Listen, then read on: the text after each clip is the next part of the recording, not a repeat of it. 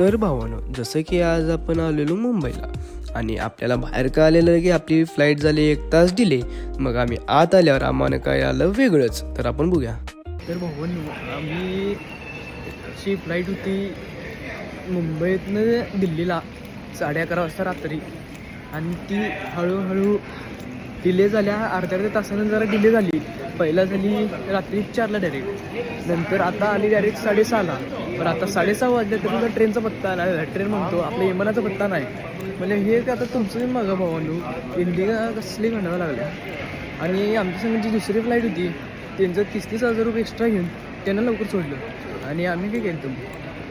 आता इंडिगोच्या स्टाफ बरोबर भांडा लागल्यात कशी बघा सगळी.